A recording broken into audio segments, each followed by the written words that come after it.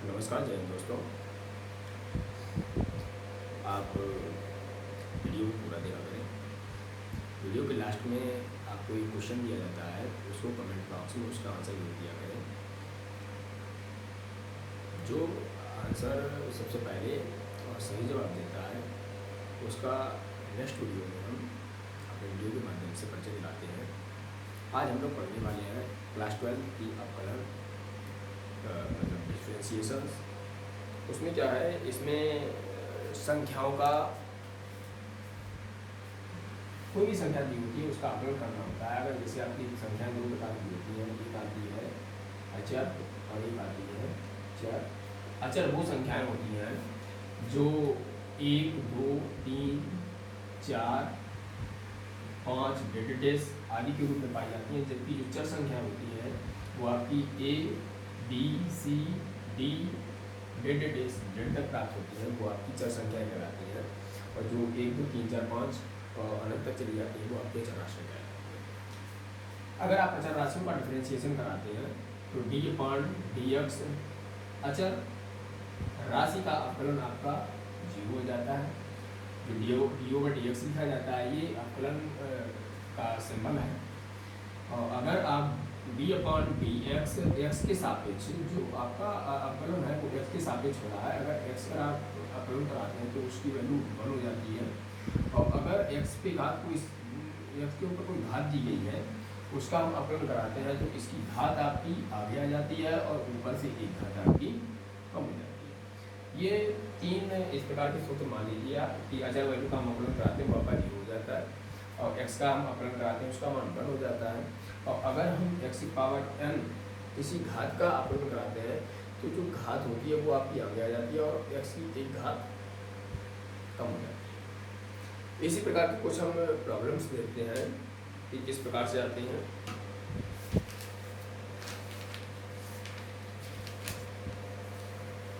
जैसे आपकी कुछ प्रॉब्लम्स दी हैं, देखते हैं। अगर कोई सवाल दिया जाता है तो उसको हम y के बराबर लिखते हैं।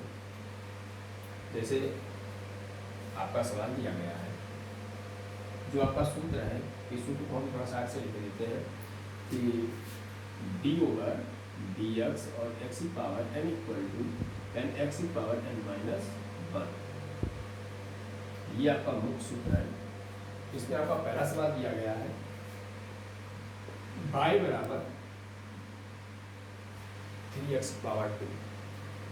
इसमें हमसे कह रहा है कि x के सापेक्ष अपकलन ज्ञात कीजिए, तो हम यहाँ पर लिखेंगे x के सापेक्ष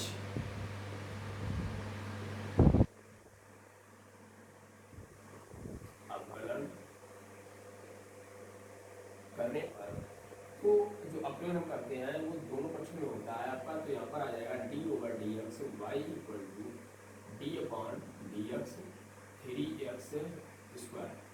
ये तो आपका आ जाएगा dy/dx इक्वल टू, इसमें जो आपकी कांस्टेंट वैल्यू होती है वो आगे आ जाती है और जो अपकलन होगा वो आपका केवल x² का होगा। अब इसमें ये तो आपका dy/dx बना रहेगा और इसमें जो आपका अपकलन होगा ये 3 तो पहले से ही है और इन दो में है x की घात 2 है, यहाँ पर x की घात n था। तो जो घात n थी आपकी वो आपकी आगे आ गई थी, ऊपर से एक घात कम हो गई थी। तो उसी प्रकार से जो घात में है उसे हम आगे कर लेंगे और इसमें से हम एक घात कम कर देंगे। तो ये कितना हो जाएगा, इन दोनों संख्याओं का गुणा हो जाएगा तो आ जाएगा 3 दूनी 6 और x की घात में 2 में से 1 जाएगा तो 1 बचेगा, तो इसका आंसर आ जाएगा dy/dx इक्वल टू 6। ये आपका आंसर हो जाएगा। इसी प्रकार से यदि आप देखें कि दूसरा सवाल आपका दिया गया है इसी के आधार पर, जिसको हम y के बराबर ही लेंगे,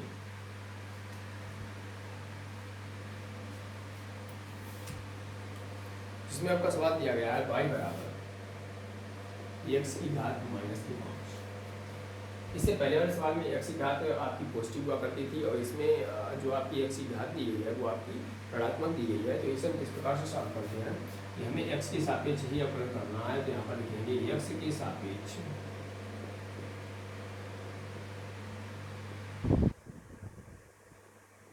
अपकलन करने पर यह आ जाएगा d/dx y equal to d/dx D X और एक्स की घात माइनस की 5। ये आ जाएगा D Y upon D x equal to, इसमें जो एक्स की घात है वो आपकी माइनस की भी रखे हैं, जो कि यहाँ पर धनात्मक थी, इससे कोई दिक्कत नहीं है, धनात्मक है या ऋणात्मक है आपके।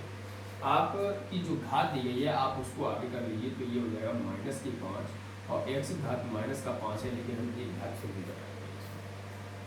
जब हम घटाते हैं तो जो दोनों से घातें आपकी माइनस की हो जाएंगी, तो घातें आपस में जुड़ जाएंगी। तो यहाँ पर आ जाएगा आपका D Y upon D x equal to, ये माइनस का 5 हो जाएगा, एक्स की पावर माइनस का 6 हो जाएगा। ये आपका आंसर हो जाएगा। इसी प्रकार से एक अगला सवाल दिया गया है आपका y बराबर एक्स की पावर 9। क्या दिया गया है? y बराबर एक्स की पावर 9। तो उसको हम देखते हैं तो किस प्रकार से लगाएंगे। बहुत ही सिंपल और सरल सवाल है आपके। जैसे आपका दिया गया है y बराबर एक्स की पावर 9। ये सवाल आपसे कह रहा है कि x के सापेक्ष इसका अवकलन ज्ञात कीजिए, तो यहाँ पर लिखेंगे x के सापेक्ष अवकलन करने पर, तो उसी प्रकार से हो जाएगा कि D Y upon D x equal to D upon D X और एक्स की पावर 9। ये तो आपका बना रहेगा D Y upon D x equal to 9 आपका आगे आ जाएगा और x की पावर 9 में से 1 चला जाएगा। जैसा कि आपका सूत्र दिया गया है डी अपॉन डी एक्स की पावर n दिया गया है, तो इक्वल टू में आपका जो घात था वो आगे आ गया है और जो घात है उसमें से एक संख्या कम हो जाती है। तो उसी प्रकार से इसमें भी हो जाएगा कि D Y upon D x equal to 9x की पावर 9 में से 1 जाएगा तो आपका 8 बच जाएगा। ये आपका आंसर हो जाएगा। तो इसको आप डायरेक्टली भी कर सकते हैं, जरूरी नहीं आप इतना लंबा कोशिश करें। आपको आता है एक्स के सापेक्ष अवकलन करने पर, तो आप यहाँ पर डायरेक्टली लिख सकते हैं D Y upon D x equal to 9x की पावर 8। ये विपत हमने आपको पूरी स्टेप में बता दिया है। इसके आगे एक सवाल आता है आपका, जैसे आपकी संख्याएं जो हैं वो आपकी बटे में भी हो सकती हैं, माइनस में भी हो सकती हैं और उसके बाद में अदरवाइज भी हो सकती हैं। तो सभी प्रकार का हम एक प्रॉब्लम्स देखते हैं कि किस प्रकार से लगाते हैं। जैसे हमारा y बराबर दिया गया हो, y बराबर दे दिया जाए x पावर 1/2, x की पावर 1/2, तो इसमें भी हमें x के सापेक्ष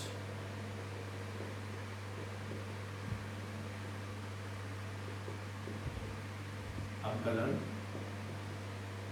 करने पर, तो ये आ जाएगा D Y upon D x equal to D upon D x की पावर 1/2। ये तो हमारा बना रहेगा D Y upon D x equal to, जो आपकी घात है वो आपकी आगे आ जाएगी और एक्स की पावर 1/2 में से 1 आपका कर जाएगा। ये इसी प्रकार से रहेगा कि D Y upon D x equal to 1/2 और एक्स की पावर आ जाएगा 2 एकम 2 में से 1 जाएगा तो माइनस का 1/2। जो आपका माइनस का दिया गया ये तो 1/2 आ जाएगा और इस घात को हम धनात्मक करने के लिए इसे बटे के नीचे ले जाएंगे, बटे के नीचे ले जाएंगे, या तो हम इसे लिख सकते हैं बटे में ही कि एक्स की पावर 1/2 और ये किसके बराबर है? D Y upon D x के बराबर है। तो ये आ जाएगा D Y upon D x equal to 1/2 क्योंकि जो घात आपकी 1/2 दी गई है तो उसको हम ऋण के माध्यम से ऋण एक्स लिख सकते हैं। तो ये हमारा इस प्रकार से इस सवाल का आंसर हो जाता है। नेक्स्ट सवाल इसी प्रकार से दिया गया है आपका कि x की पावर 7/3,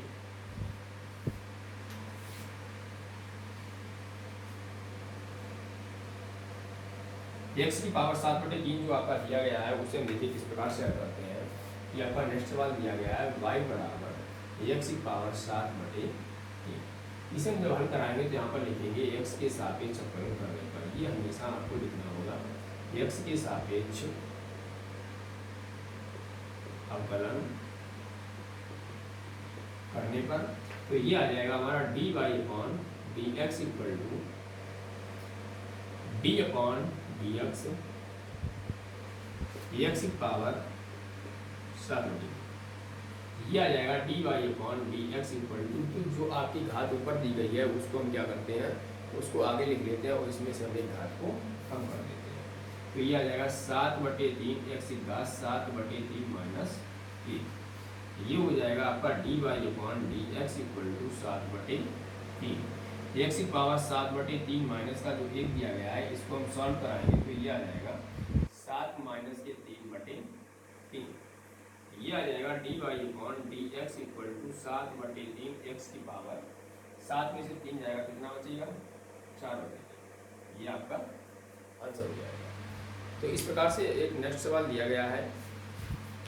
क्या सवाल दिया गया है देखते हैं।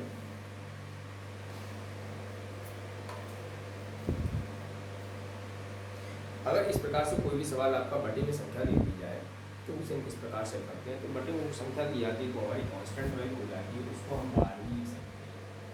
जैसे हमारा कोई सवाल दिया गया है इस प्रकार से दे दिया जाए कि y बराबर एक्स की पावर 5/3। इस प्रकार का यदि कोई सवाल दिया जाता है तो उसमें हम क्या करेंगे कि इसमें जो आपका 1/3 जो दिया गया है इसको हम सबसे पहले इस प्रकार से लिख सकते हैं कि 1/3 एक्स की पावर 5। अब यहाँ पर लिखेंगे एक्स के सापेक्ष अवकलन करने पर।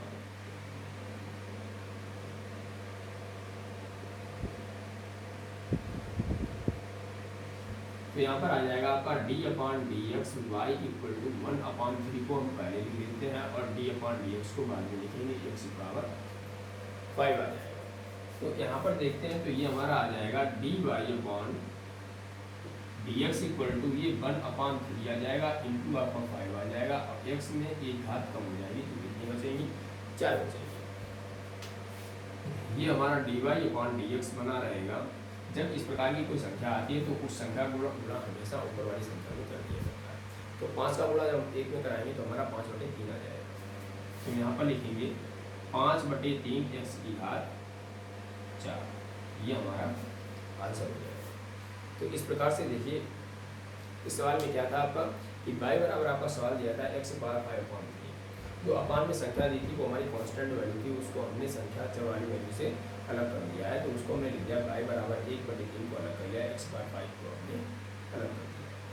उसके नीचे हमने लिखा है x के सापेक्ष अवकलन करने पर। तो जब y का हम डिफरेंशिएशन कराएंगे तो वो हमारा हो जाएगा dy/dx इक्वल टू 1/3 d/dx और x की पावर 5।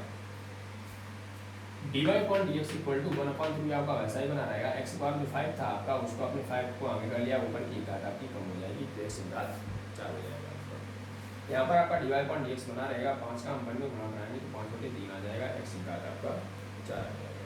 तो इस प्रकार से इस सवाल का आंसर आपका मिल जाएगा। इसी प्रकार से आपका कोई भी सवाल रूट में भी दे सकता है या अदरवाइज भी हो सकता है। तो देखिए रूट में जो सवाल दिया जाएगा उसको हम किस प्रकार से हल करते हैं। बहुत ही सिंपल सवाल है, इनको लगाने के लिए ज़्यादा कोई प्रोसेसिंग करने की आवश्यकता नहीं है। देखिए जैसे आपको कोई सवाल दिया गया है y बराबर √x पावर, y बराबर √x पावर। तो हम जानते हैं कि पहले जो कक्षा 6, 7, 8 में हम लोगों ने पढ़ी थी कुछ सूत्र दिए गए थे, इस प्रकार से दिए गए थे। मैथ में भी दिए जाते हैं कि a की पावर m की पावर अगर n दिया गया है तो जो घात के ऊपर कोई संख्या घात दी जाती है तो उनका आपस में गुणा हो जाता है, m × n। अगर यही कोई संख्या इस प्रकार से दे दिया कि m की पावर n की पावर 1/n दे दिया जाए तो ये आपका m/n बन जाता है। क्योंकि जो संख्या आपकी गुण में दी गई है, ये बटे में दी गई है, इसको हम इस प्रकार से भी लिख सकते हैं कि n/a की पावर m। और अगर n के स्थान पर 2 दे दिया जाए, जैसे a की पावर m की पावर 1/2 कर दिया जाए तो इसको हम लिख सकते हैं √a की पावर m। तो देखिए ये संख्या और ये संख्या बिल्कुल सिमिलरली लिखी हुई है, लेकिन m के स्थान पर केवल 3 दे दिया गया। तो इसको हम क्या लिख सकते हैं कि इसे हम लिख सकते हैं y बराबर x की पावर 3/2। जैसा कि हमने इससे पहले एक सवाल लगाया था, बटे का सवाल था आपका, तो उसी प्रकार से ऐसे भी लगाएंगे कि अगर हम इसका x के सापेक्ष अवकलन करा दें, इसके सापेक्ष x के सापेक्ष अवकलन करने पर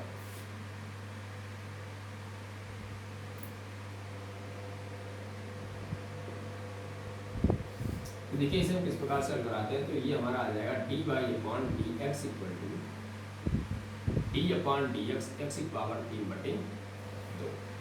ये हमारा इस प्रकार से नोट हो जाएगा। तो इसे भी किस प्रकार से हल कराएंगे, ये हमारा आ जाएगा dy/dx इक्वल टू जो आपकी घात दी गई है इसको हम पहले लिख लेंगे और x की पावर में से हम एक घात को कम कर देंगे।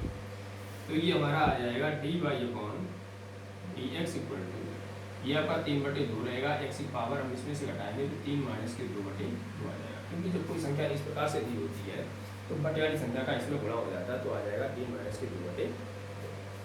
ये आ जाएगा आपका dy upon dx equal to 3/2 और x की पावर आ जाएगा 1/2। इसे हम इस प्रकार से भी लिख सकते हैं कि 3/2 और जो अंडर रूट में दिया गया है, बटे में दिया गया है, उसको अंडर रूट में भी लिख सकते हैं। तो या तो हम उसे लिख सकते हैं 3/2 x स्क्वायर 1/2, या हम उसे लिख सकते हैं 3/2 अंडर रूट x। इस प्रकार से हम इस तरह की प्रॉब्लम को सॉल्व कर सकते हैं। आपका एक क्वेश्चन देते हैं, इसका आंसर कमेंट बॉक्स में जरूर देना। कलन से संबंधित है कि कलन राशियों का उपयोग सबसे पहले किसने किया था। जो हम लोगों ने पढ़ा है अब कलन, उसको हम कलन के नाम से भी जानते हैं, जो पूर्व में राशियाँ पढ़ी जाती थी कलन के नाम से। तो उसका क्वेश्चन है आपका कि कलन राशियों का उपयोग सबसे पहले किसने किया था। इसका आंसर कमेंट बॉक्स में जरूर दें और धन्यवाद। जय हिंद।